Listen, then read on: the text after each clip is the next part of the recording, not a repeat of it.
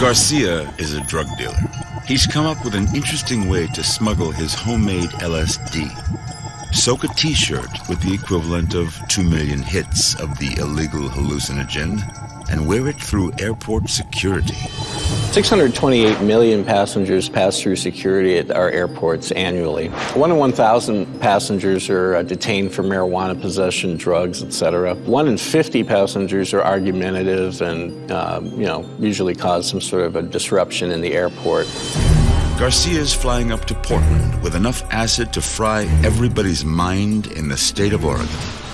Paris days, lights on every corner, masquerade. His plan might have worked on paper, but it wasn't working on Garcia. Gary is Catman. Excuse me. He didn't account for his body sweat causing the LSD to get absorbed through his skin. Garcia had yet to board the plane, but his trip had already started.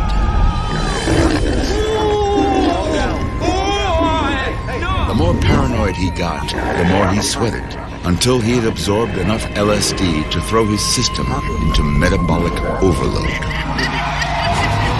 Sir, calm down! His heart raced at 280 beats per minute. His blood pressure soared into the stroke zone. His mind shut down.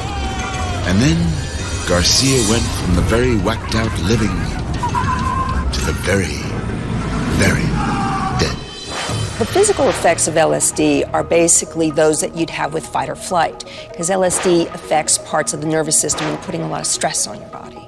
We know that when people take 100 times the regular dose of LSD, they have violent vomiting, they have very high temperatures, and they go into a coma state. So if you take that from 100 times to 100,000 times, you would definitely have very high blood pressure within the arteries, enough to make your arteries explode. Your heart could explode. Your temperature would be so high that your brain would basically boil inside you. Very awful death. Gary is Catman. Garcia was a drug smuggler who wanted the whole world to trip out on his home-brewed LSD. But then he screwed up and wound up taking the ultimate trip. Death.